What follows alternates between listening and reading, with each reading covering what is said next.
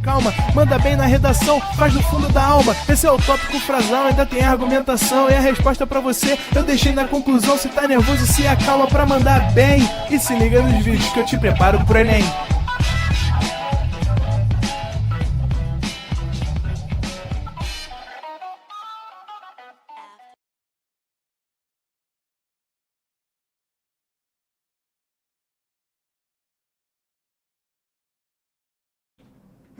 Estamos ao vivo, estamos online. Salve, salve, meu povinho! E aí, galera? Cá estamos nós! Bem-vindo a mais uma terça-feira on fire dentro da Química Orgânica. Cá estamos nós, quem vos fala, o professor Alan Rodrigues, o seu futuro ex-careca. E cá estamos nós para mais uma aula de Química Orgânica. Fechamos a parte de reações orgânicas e hoje a gente vai bater um papo sobre esses conceitos aqui, que são os conceitos de acidez e basicidade de compostos orgânicos. Sim, galera, isso daqui é um assunto que de verdade tem muito lugar, tem muita escola, tem muito ensino médio que acaba não abordando, cara. Então, se por acaso você nunca viu isso na vida, as coisas que a gente vai conversar aqui, fiquem tranquilos, fiquem tranquilas, mandem as dúvidas no chat que eu tô aqui justamente para poder ajudar vocês.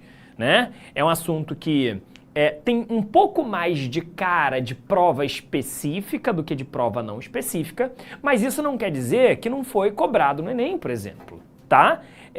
Tem duas provas do Enem para trás, mais ou menos, que apareceu um conceito de ácido que eu vou conversar aqui com vocês, que é a acidez em fenol, tá? Então, de fato, assim, é um ponto importante, a gente tem que ter consciência que o Enem, por mais que seja uma prova de múltipla escolha, tem questões bem simples de serem resolvidas, mas também tem questões bem elaboradas, cara. É bem diverso o Enem no que diz respeito ao nível das questões. A gente sabe muito bem disso, tá? Então, eu preciso deixar claro para vocês que aqui dentro, é claro, se você precisa do básico, de uma notinha ali mais ou menos em ciência e natureza, talvez seria um assunto até que você nem precisa se preocupar muito. Mas se você precisa de uma nota mais alta, se você precisa se destacar, se você já acerta o básico de ciência e natureza, especificamente em química, você vai precisar aqui, cara, tornar isso como sendo um assunto, né, que você vai acertar a questão para você poder se diferenciar dos outros. Beleza? Então vamos que vamos. Olha aí, a galera tá aí, ó, tá presente. Então, Moreno é bonzão, né? O cara lança um Moreno. Esse cara não tá só assistindo aula, ele veio pra seduzir, mandou até um coraçãozinho do lado, não é? Boa, Moreno! Ele perguntou se esse assunto ele é assunto frequente no Enem. Já apareceu, não vou dizer que é um assunto frequente, porque eu estaria mentindo, assim. Mas, assim, o Enem é uma caixinha de surpresa, né? Assuntos que aparecem com muita frequência do nada, não caem. Aconteceu com estequiometria já, né? Caía todo ano, do nada apareceu um ano que não caiu nada, né? Então o Enem é uma caixinha de surpresa, cara. De verdade, é difícil, eu me sinto até mal, assim, dizer, cai, não cai, é frequente, não é frequente.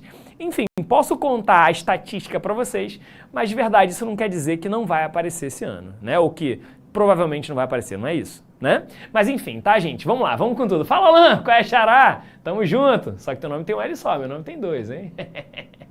Tamo junto, vamos que vamos. Tamo junto, John! Vamos comigo, ó. Vocês já me conhecem, vocês sabem que eu sou o cara do quadro, né? Eu gosto de escrever no quadro, gosto de fazer um ambiente organizadinho para vocês, para que vocês tenham um caderno. Eu acho real que o processo de escrita, né, de cópia no caderno, faz parte do processo de aprendizagem, de verdade. Para quem tem memória fotográfica, isso aqui ajuda bastante, tá? Bom, sem mais delongas, fizemos aqui uma introdução nesses primeiros 5 minutinhos e agora a gente vai conversar sobre acidez e basicidade de compostos orgânicos. Bom, eu vou iniciar falando com vocês sobre os ácidos orgânicos, tá? Depois a gente passa para as bases orgânicas, certo? Então esse vai ser o nosso roteiro. Primeiro a gente conversa sobre os ácidos, a gente vai gastar até um pouco mais de tempo, e depois eu passo para a base orgânica. Tudo bem? Bom, vamos lá, porque o meu objetivo aqui é, evidentemente, apresentar os ácidos que são orgânicos para vocês. Pelo menos os principais, as principais funções. Depois, eu quero contar para vocês o que faz esse ácido ser mais forte ou mais fraco, beleza? E aí, a gente pode fazer depois um resumo para dizer quem é mais forte do que quem.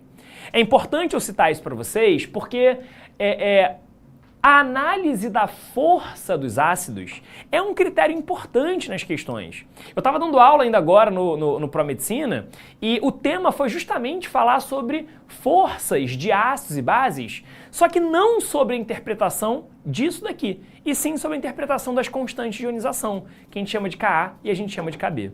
Tudo bem? Bom, sem mais delongas,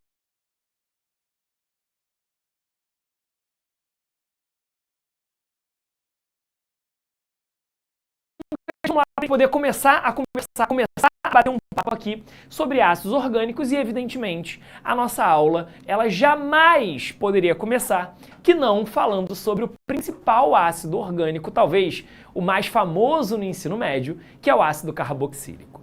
E aí vamos lá para a gente poder entender por que um ácido carboxílico é um ácido. Ah, professor, porque está escrito no nome. Não. Estar escrito no nome é consequência dele ser ácido. E não ele é ácido porque tem ácido no nome. Beleza? Tá, e aí vamos lá, vamos tentar discutir aqui o motivo pelo qual esse composto aqui, que apresenta este grupo funcional, por que ele é um composto ácido? Vamos lá. Para começar, eu quero dizer para vocês o seguinte. Quando a gente tem um composto oxigenado, que é o caso dos ácidos carboxílicos, e quando a gente tem um hidrogênio preso diretamente nesse oxigênio, esse hidrogênio que está aqui, ele pode, quando jogado na água, esse composto, ele pode ser liberado como H+. Ou, de um jeito mais profundo, ele pode se unir a uma molécula de água e formar o H3O+. Tá? H3O+, e H+, no final das contas, é a mesma coisa. Vou escrever H+, que eu acho que é mais fácil para vocês. Tá? Então, quando a gente pega esse composto, adiciona esse cara dentro d'água, o que acontece é que ele ioniza. Quando ele ioniza, ele libera o hidrogênio como H+, e o que sobra é esse ânion daqui. O que sobra é esse ânion daqui. Aí o que acontece, meu povo? Alan, então você está me dizendo que qualquer coisa que tenha OH, eu posso ter esse H sendo liberado como H+? Calma, não é qualquer coisa que tenha OH. Para que a gente possa liberar esse H+, eu preciso formar um produto que é razoavelmente estável. E quando a gente olha para esse grupo que está aqui, que a gente vai chamar de base conjugada, todo ácido forma uma base conjugada, esse composto, ele apresenta uma característica que o estabiliza. Que característica é essa? Quando a gente escreve o grupo funcional desse ânion que a gente produziu, ele sofre um negócio que é chamado de ressonância, ou seja, essa carga negativa, ela fica diluída por todo o grupo funcional que está presente ali dentro. E a ressonância, a gente já conversou sobre isso. A ressonância, ela é uma forma que a gente tem de estabilizar o composto. Então, quando a gente trata dessa deslocalização dos elétrons, isso é um processo de ressonância, e a ressonância é uma forma que a gente tem de estabilizar o composto. Então, vamos lá para a gente poder chegar numa conclusão. Ó, por que o ácido carboxílico ele é ácido? Porque quando jogado em água, ele libera o H+, e ele forma uma base conjugada que é estável. Por que ela é estável? Ela é estável porque ela passa pelo processo de ressonância. E a ressonância é uma forma que a gente tem de estabilizar o composto. Para a galera que vai fazer prova discursiva e está aqui presente nessa aula, eu digo para vocês, se alguém perguntar por que ácido carboxílico é um ácido? Porque a sua base conjugada, que vai ser produzida, é estabilizada por ressonância. Tá? Para a galera da específica, é assim que você vai olhar. Para a galera da não específica, só tu falar que ele libera H+, está valendo muito bem. Está valendo muito, tá? Show? E aí, o que acontece? Dependendo da facilidade que a gente tem desse H+ ser liberado, esse ácido ele pode ser mais forte ou mais fraco. Como assim? Se ele liberar esse H+ com maior facilidade, ele vai ser mais forte. Se ele liberar esse H+ com mais dificuldade, ele vai ser mais fraco. Certo, povo? Então vamos mais uma vez. Se esse ácido liberar o H+ com mais facilidade, ele é mais forte. Se ele liberar esse H+, com mais dificuldade, ele é mais fraco. Lembra vocês que esse hidrogênio é uma espécie com baixa de elétrons, uma espécie sem elétrons. Tá? Isso é importante pra gente, conforme a gente vai passando. Show? Vamos lá, gente. Tá, mas aí, Alan, e aí, o que a gente pode fazer, agora que a gente já sabe que ácido carboxílico é ácido, o que a gente pode fazer para tentar tornar esses ácidos mais fortes ou mais fracos? Vamos lá. Para você entender o que faz um ácido carboxílico ser mais forte ou mais fraco, você precisa conhecer um conceito, que é um conceito que poucas pessoas passam, sobretudo no ensino médio, que é o conceito do efeito indutivo. Vou dividir uma coisa com vocês. No meu ensino médio, e eu digo para vocês que eu não estudei nos melhores lugares que tinham aqui no Rio de Janeiro, não tive problema na minha formação, estudei em escola particular, mas não tinha um ensino das melhores qualidades. Nunca me foi ensinado no ensino médio isso daqui. E hoje em dia eu tenho que ensinar isso aqui no ensino médio. Então, de verdade, vocês podem, sem sombra de dúvidas, estarem melhores do que eu quando estava na posição de vocês. Então, aproveitem esse momento. A gente está podendo passar isso para vocês, tá? Então, o que é esse conceito de efeito indutivo? Imagina o seguinte. Se você tem, por exemplo, uma cadeia carbônica, essa cadeia carbônica ela é rica em elétrons. A gente tem elétron que participa de tudo que é ligação ali dentro. Dependendo do que a gente for fazer dentro daquela cadeia, eu posso mexer com a posição dos elétrons. Como assim? Bom, rascunho aqui rapidinho, bem rápido. Se eu chegar para vocês, por exemplo, e escrever um grupo funcional de ácido carboxílico, C-O, O, e eu vou deixar de forma bem característica a ligação OH. Eu deixei isso daqui de forma bem explícita, tá? Rascunho para vocês. Olha para cá. Nessa ligação OH, a gente tem dois elétrons. Um elétron que é do oxigênio e um elétron que é do hidrogênio. Aí imagina você o seguinte. Vamos supor que eu chegue aqui dentro dessa cadeia e eu coloque nessa cadeia, por exemplo, um ímã. Deixa eu fazer um pouquinho maior para ficar mais fácil de vocês enxergarem. Vamos supor que eu chegue aqui e eu coloque para vocês um ímã. E nesse ímã, por exemplo, eu coloque a carga positiva aqui e a carga negativa aqui. Por exemplo, o que vai acontecer? Se eu boto a carga positiva aqui, se eu boto o polo positivo aqui, lembra que o elétron ele é negativo? Se eu boto o polo positivo aqui, os dois elétrons dessa ligação, eles vão ser atraídos por esse ímã. Então, os elétrons, eles vão tender a ficar mais próximos do oxigênio do que do hidrogênio. O que esse ímã está fazendo? Esse ímã, ele está atraindo os elétrons para cima deles. Ele está gerando um efeito eletrônico chamado de efeito indutivo elétron atraente. Ele está atraindo os elétrons. Quando ele atrai os elétrons, ele puxa esse par de elétrons para cima do oxigênio.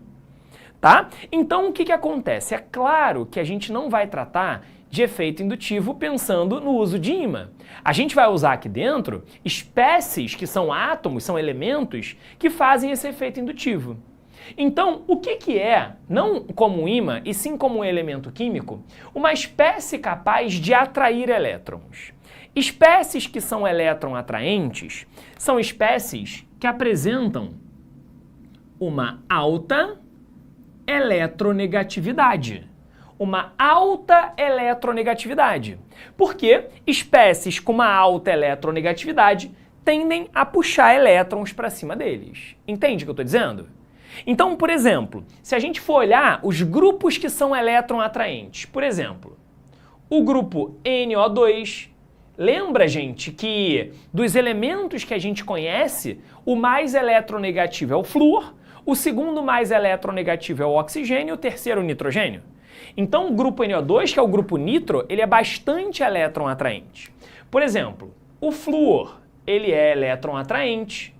Por exemplo, o cloro é elétron atraente. Lembro que o flúor é mais eletroatraente do que o cloro, porque ele é mais eletronegativo do que o cloro. O bromo é elétron atraente. O iodo é elétron atraente. Esses são os principais. Existem outros? Sem dúvida, mas esses são os mais importantes. Tudo bem? Então eles puxam elétrons para cima deles. Grupos elétron repelentes, eles apresentam uma baixa eletronegatividade. Esses grupos que têm baixa eletronegatividade, principalmente, são tratados como sendo cadeias hidrocarbônicas. Cadeias hidrocarbônicas. Ou seja, grupos alquil. Como assim? Metil, etil, propil, butil, e quanto maior é a cadeia hidrocarbônica, maior é o efeito elétron repelente. O que seria o efeito elétron repelente? O efeito elétron repelente aconteceria, por exemplo, se eu invertesse os polos desse ímã. Se eu invertesse os polos desse ímã, se eu fizesse isso daqui, ó, a carga negativa ficaria para cá e ele estaria, ó, empurrando esses elétrons para lá. Então existem grupos que puxam elétrons para cima deles, que são os elétron atraentes, efeito indutivo e menos, e existem grupos elétron repelentes, grupos que empurram elétrons para cima do hidrogênio. Agora, atenção num detalhe, meus amores. Atenção num detalhe. O que faz o cara ser um ácido não é a capacidade de liberar o H+? Então eu quero liberar o hidrogênio sem o elétron. Portanto, quanto mais longe o hidrogênio estiver desse elétron, quanto mais longe o hidrogênio estiver desse elétron, maior é a facilidade de eu liberar esse cara aqui como H+. Então, se eu coloco grupos elétron atraentes, os dois elétrons dessa ligação ficam mais perto do oxigênio e, por consequência, mais fácil esse hidrogênio aqui sai como H+. Tudo bem, meu povo? É assim que funciona. É assim que a gente faz a análise. Ah, então grupos elétron atraentes são grupos que aumentam a acidez. Ou seja, esses grupos tornam o composto orgânico mais ácido, enquanto que grupos elétron repelentes, eles reduzem a acidez. Maravilha! Então, vamos entender isso daqui nesse esquema que eu coloquei para vocês. Ó, peguei aqui um ácido com 2 carbonos, tá? O ácido etanóico. E agora eu quero trabalhar com vocês diferentes situações e tentando entender justamente a ação do efeito indutivo na força dos ácidos. Por exemplo, eu vou colocar aqui na minha situação de cima, tá? Isso daqui, ó. Vou botar aqui na situação de cima um CH2 e eu vou acrescentar nesse carbono aqui um cloro. Vamos lá. O que acontece, meu povo? O que acontece aqui é o seguinte. Imagina, por exemplo, que nós tenhamos nessa situação daqui o par de elétron nessa região da ligação. Tá ali para vocês. Tá de vermelho. Beleza? Aqui eu tenho o nosso par de elétrons. Tá aqui, bonitinho. Aí o que acontece? Quando a gente adiciona um cloro, o cloro, ele exerce efeito indutivo elétron atraente. O que isso significa? Significa que o cloro puxa elétrons para cima dele num efeito indutivo elétron atraente. O que acontece? Esse par de elétron, ele fica mais perto do oxigênio. Então, o que a gente vai ter aqui, ó? Eu vou ter, nessa região, o meu par de elétrons. Tá um pouquinho mais perto do oxigênio, tá vendo? Agora, se eu chegar aqui e trocar esse cloro por um flúor, que é mais eletronegativo, o que vai acontecer? Bom, o flúor, ele exerce um efeito indutivo, também elétron atraente, só que um efeito indutivo mais elétron atraente do que o cloro. Então, o par de elétron nessa ligação, ele fica mais perto do oxigênio ainda. Agora, se eu chego aqui em cima e eu coloco 3 átomos de flúor, pô, cara, eu tô colocando mais grupos elétron atraentes. Esses grupos que são mais elétron atraentes, eles vão puxar pra caramba os elétrons para cima deles, por efeito indutivo, e por consequência, esse elétron vai ficando cada vez mais próximo do oxigênio. Agora, se eu chegar aqui e ao invés de colocar grupos muito eletronegativos, colocar grupos pouco eletronegativos, grupos elétron repelentes, ou seja, se eu aumentar a cadeia carbônica, o que vai acontecer é que o efeito indutivo que a gente vai produzir é um efeito indutivo elétron repelente. Então aqui, quando a gente aumenta a cadeia carbônica, o efeito indutivo é um efeito indutivo elétron repelente. Ao invés de puxar o elétron, ele empurra. Quando ele empurra, o que vai acontecer é que esse par de elétrons ele vai ficando cada vez mais longe do meu grupo funcional.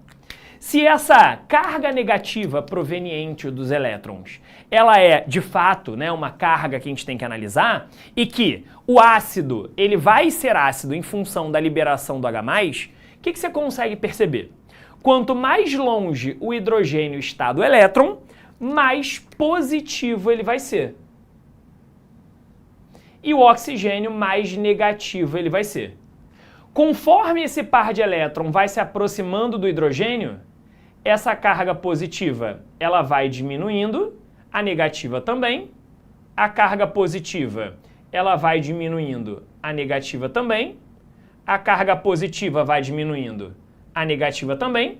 E a carga positiva vai diminuindo e a negativa também. O que você consegue perceber? Quanto mais próximo o elétron está do hidrogênio, menos positivo ele vai ser. Ah, se eu quero liberá-lo como H+, quanto mais positivo ele está, mais fácil eu libero esse cara como H+. Entende? Então, quanto mais em cima a gente está nessa tabela, ou nesse esquema, a gente vai ter o aumento da acidez. Beleza, meu povo? Então, quanto mais em cima, mais ácido vai ser um composto. Beleza? Os elétrons não são induzidos para o carbono? Não, então, olha só, Felipe, a gente está analisando a ligação OH porque é daqui que sai o H+. É o que me interessa, né? Beleza? No repelente, o hidrogênio ia ficar negativo? Não, nunca muda o sinal, tá, Miguel? Nunca muda porque o elétron nunca passa do meio. Ele nunca vai ficar negativo, tá? Ele fica positivo, mas ele fica pouco positivo. Tá bom? Beleza? Então, por que são 2 elétrons na ligação, Lucas? Toda ligação covalente tem 2 elétrons. É um elétron de um átomo, outro elétron do outro. Emparelha esses 2 elétrons e eu formo a ligação. É o seu elétron com o meu, a gente emparelha esses elétrons e assim a gente forma a ligação. Beleza, musa? Foi? Gente, tira um print desse quadro que esse print é poderoso, hein, mano? Se quiser jogar na rede social, manda bala. Manda bala, esse print aqui é poderoso. Show? Maravilha. Agora, vamos continuar aqui para a gente poder falar de outras situações ácidas dentro da química orgânica. Tem uma situação na química orgânica de ácido que não leva o nome ácido, pelo menos no nome mais popular dele. Essa situação que eu vou contar para vocês aqui, ela é uma situação que apareceu no Enem tem uns 2 anos. E se você simplesmente soubesse essa informação que eu vou te contar hoje, você resolvia a questão, tá? Letra B. Letra B. Eu não sei se vocês sabiam, mas fenol é ácido. Fenol é ácido. Se você tivesse essa informação, você resolvia uma questão do Enem de alguns poucos anos atrás, que ele contava no texto que o composto era ácido e o único composto que era ácido que estava nas opções era um fenol que estava lá dentro, você resolvia a questão rapidinho. Sacou? Mas, Alan, por que fenol é ácido? Vamos lá. Fenol é ácido pelo seguinte. O fenol, a gente vai ter o anel aromático, não é isso? E nele preso a hidroxila. Por que o fenol é ácido? Bom, ele é ácido porque quando jogado na água, ele também vai liberar esse H+. Então ele libera o H+, e forma essa base conjugada daqui, ó. A base conjugada que a gente coloca aqui é desse jeito, ó.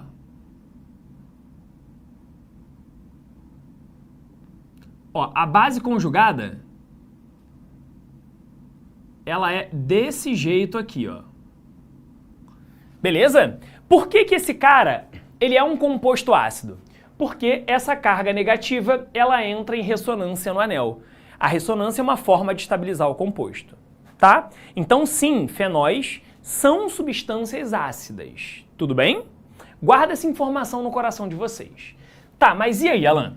E aí é o seguinte, tem uma situação que apareceu numa prova discursiva aqui no Rio de Janeiro, na prova da UERJ, que foi sobre um ácido chamado de ácido pícrico.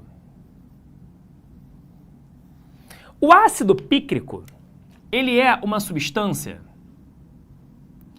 que tem essa estrutura daqui. O anel aromático, ele tem o OH, então ele é um fenol, só que ele vai apresentar 3 grupos nitro presos nesse fenol. A gente chama esse cara de trinitrofenol, tá? Tá ali. Aquela dali é a estrutura. O que que acontece, povo? O que acontece é que quando a gente olha para a força dos ácidos, a gente chega na seguinte conclusão. Preste atenção aqui. Olha só para vocês entenderem. Quando a gente olha para as forças dos ácidos, a gente chega na seguinte conclusão.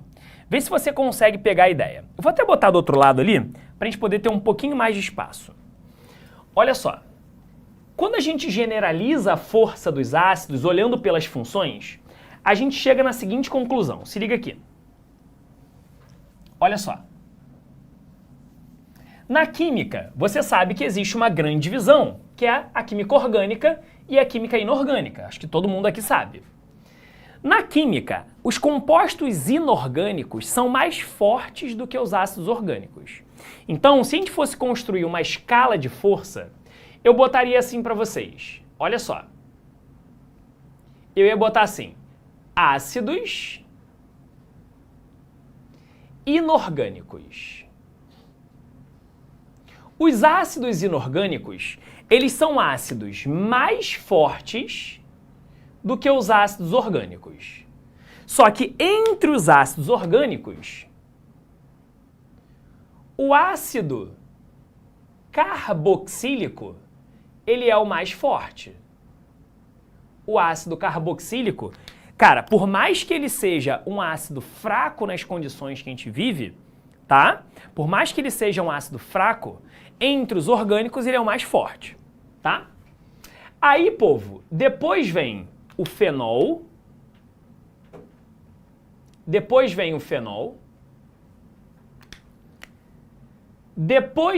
a água,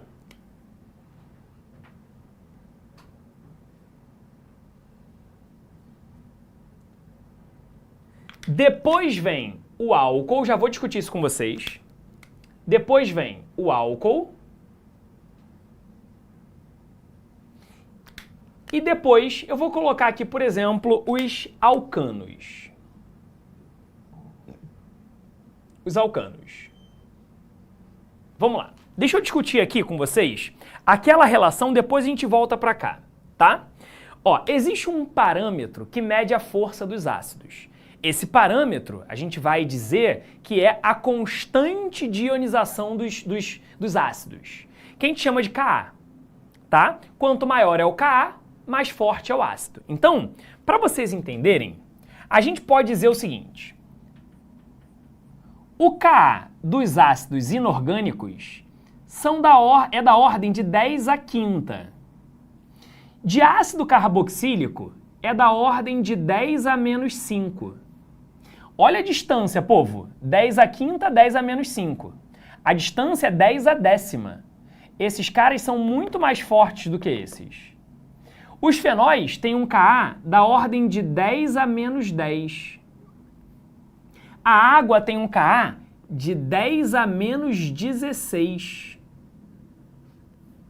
O álcool tem um Ka da ordem de 10 a menos 18. Os alcanos têm um Ka da ordem de 10 a menos 40. Nota que quando a gente fala de compostos orgânicos, os Kas são muito baixos, né, povo? São ácidos? São. São fracos? Muito. Muito fracos. E aí qual é a jogada, povo? A jogada é a seguinte. Ácidos carboxílicos, por mais que sejam ácidos fracos, eles são os ácidos mais fortes na química orgânica. Inclusive, eles são mais fortes do que os fenóis. Aí teve uma questão, que foi uma questão da UERJ, que discutiu sobre a situação do ácido pícrico, que é esse cara que está aqui. A questão falava o seguinte, ácidos carboxílicos são mais fortes do que os fenóis. Porém, o ácido pícrico, que é o trinitrofenol, é mais forte do que ácidos carboxílicos. A pergunta foi, por que isso acontece? Por que isso acontece? Lembro a vocês que grupos nitro são grupos elétron-atraentes. E quando a gente coloca grupos elétron-atraentes, eles puxam elétrons para cima deles e isso aumenta a acidez. Então, a gente pode escrever o seguinte. Este ácido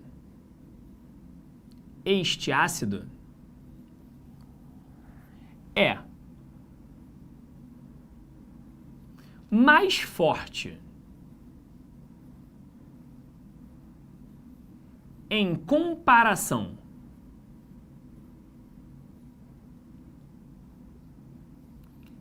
aos ácidos carboxílicos, pois há presença de 3 grupos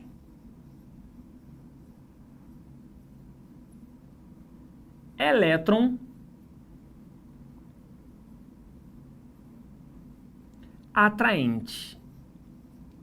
Esses grupos que são elétron atraentes, eles fazem com que a acidez do fenol saia daqui e migre para cá. Beleza? E ultrapasse esse ácido carboxílico. Beleza, meu povo? Tudo bem? Uma outra coisa que eu queria chamar a atenção de vocês é o seguinte.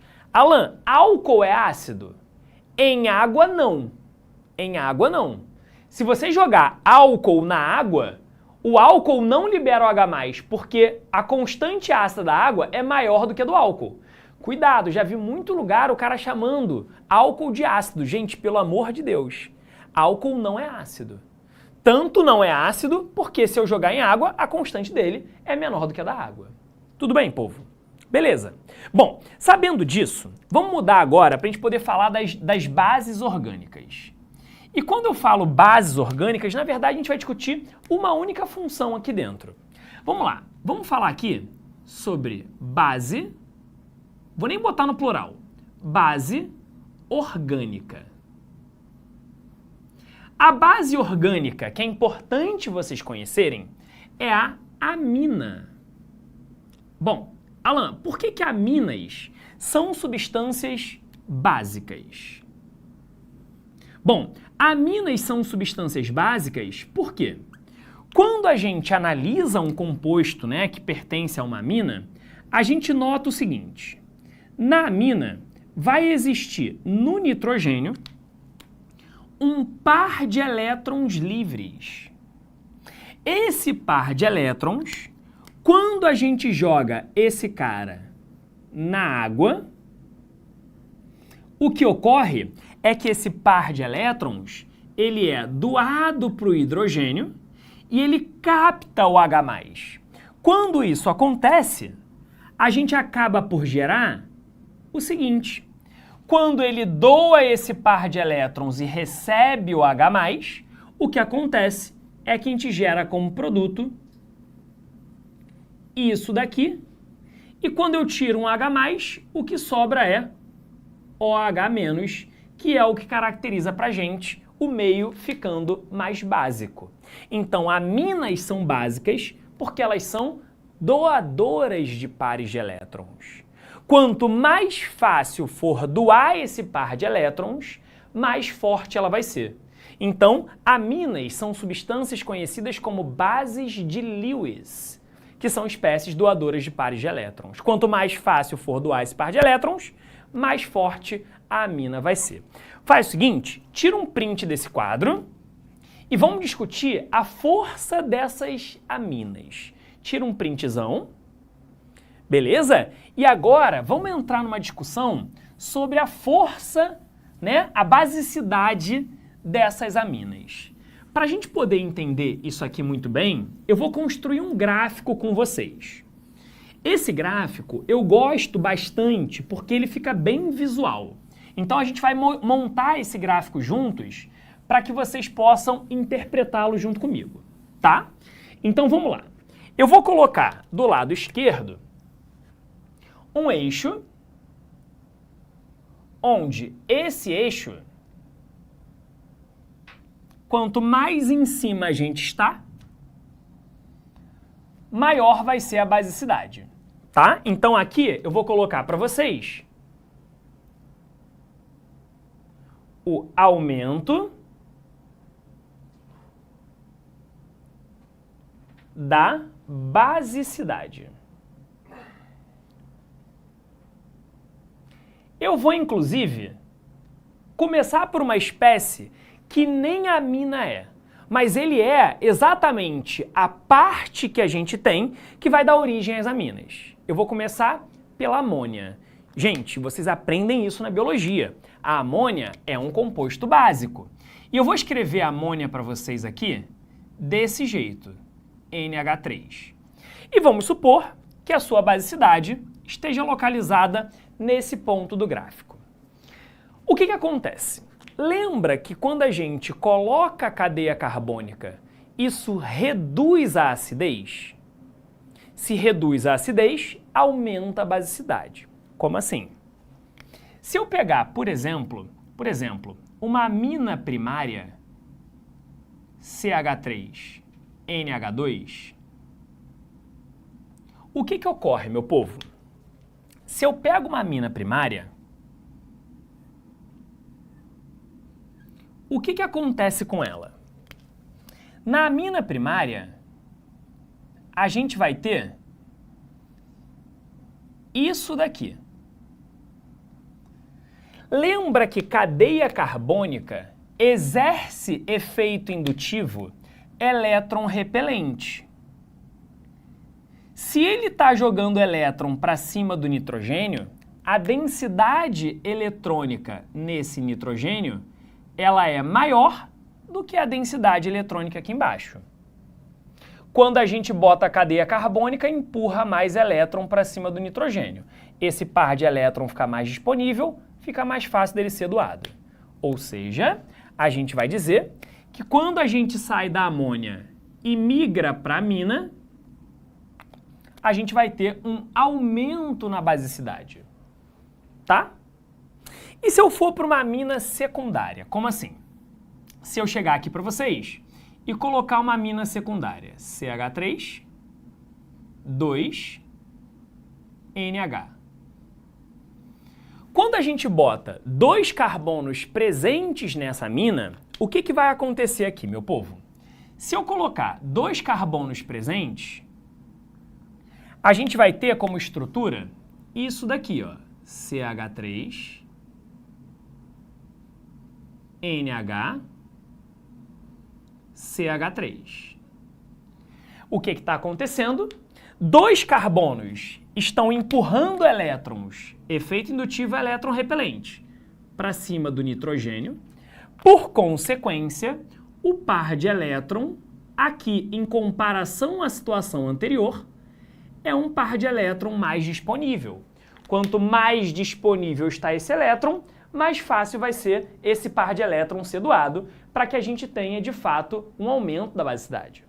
Tá? Então, quando a gente vai para uma amina secundária, a basicidade, ela também vai aumentar. Toma. Tá aqui. E aí, se você for seguir a lógica, se você pegar a amina terciária, vai aumentar, correto? Bota mais um carbono, vai ter mais efeito indutivo elétron repelente. Só que é justamente aqui que as coisas param de fazer um pouco de sentido, pelo menos no primeiro momento. Se eu botar uma amina terciária, pô, ela vai ter mais carbono jogando elétron e, por consequência, a basicidade vai aumentar. Só que isso não é verdade. Quando a gente vai para uma amina terciária, o que a gente observa experimentalmente é que há uma queda brusca na basicidade ao ponto dele ficar, inclusive, embaixo da amina primária. Ué, mas Alan, quando você tem uma amina terciária, não era para aumentar a basicidade? Era, só que não aumenta. Ué, mas se eu tenho 3 cadeias carbônicas, o que a gente vai ter vai ser um CH3, N, CH3, CH3. Ué, a gente não tem 3 cadeias carbônicas empurrando elétron para cima do nitrogênio? Não era para que o par de elétron desse nitrogênio ser o mais disponível entre os possíveis? Sim. Ué, então não é para ser mais básico, porque a basicidade tem a ver com liberar esse par de elétrons. Por que que ali a gente não tem a maior basicidade? A gente não tem a maior basicidade, gente, porque aqui vai existir um outro efeito, só que agora não um efeito eletrônico, e sim um efeito espacial, que é um efeito conhecido como impedimento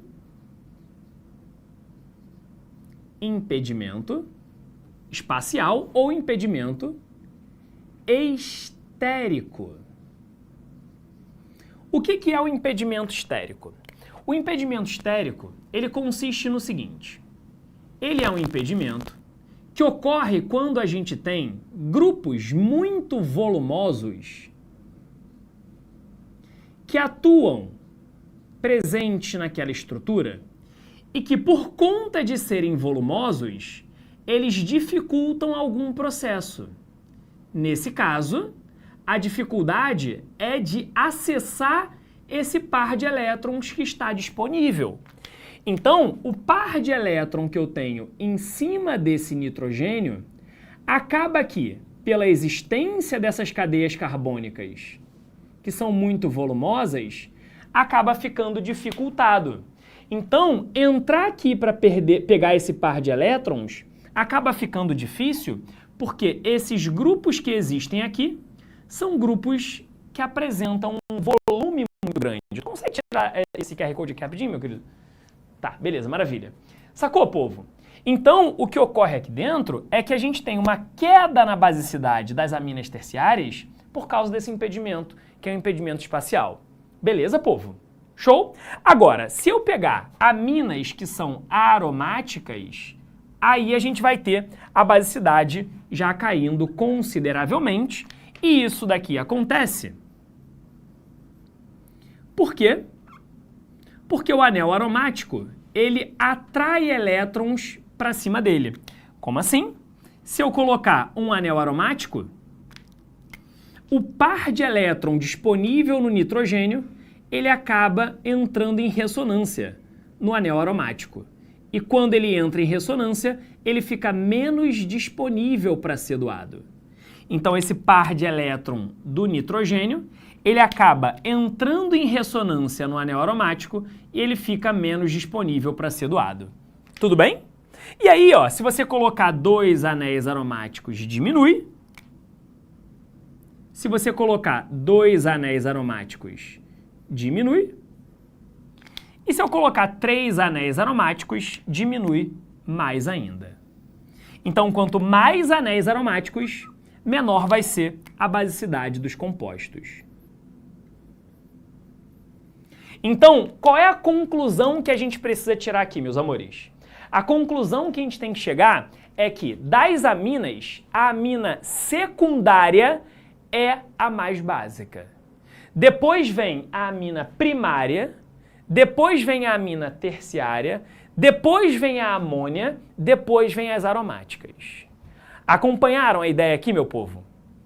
Alan, se a amina é básica, a amida também é. Não, a amida é neutra na água.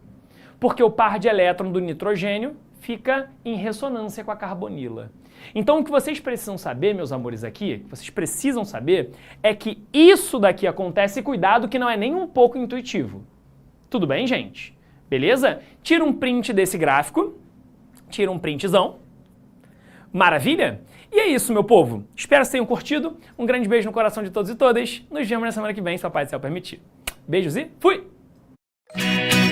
Assista nossas aulas a hora que você quiser. Vem com o Pro, o cursinho online que mais aprova no Enem. Assine em proenem.com.br.